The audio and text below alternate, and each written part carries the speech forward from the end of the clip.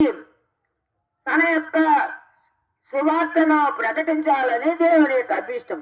అందుకే బూదిగంతముల నివాసులారా నా వైపు చూచి రక్షణ పొందుడి అని పరిశుద్ధ గ్రంథమైన బైబిల్ చదివిస్తూ ఉంది. అయితే మనుషులంగా మనము విననల్లని వారంగా ఉంటున్నాం, లోపల నల్లని వారంగా ఉంటున్నాం. కాబట్టి యేసు ప్రభు వారు మనుషులతో తన రూపముగా చేసుకున్నాం, తన స్వరూపములో చేసుకున్న వారు విననల్లని వారుగా ఉన్నారు.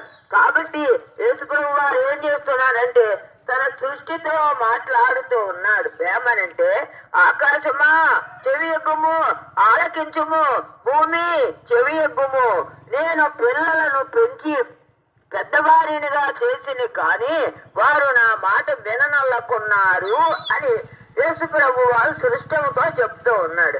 కాబట్టి దేవుని ప్రజలారా, ఈ ఉదయ కాలమునే యేసు ప్రభు మీ ప్రాంతానికి వచ్చి మరి పిలుస్తూ ఉన్నాడు. బూదిగంతముల నివాసులారా నా యొద్దకు రండి, నేను మీకు నా వైపు చూడండి, మీకు నెమ్మది కలుగును అని, రక్షణ కలుగును అని లేఖనాలు ద్వారా యేసు ప్రభు వారు మనతో మాట్లాడుతూ ఉన్నారు.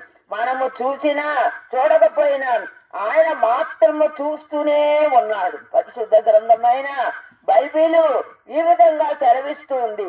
ఏమనంటే మరి నా వైపు చూచి రక్షణ పొందండి అంటున్నాడు.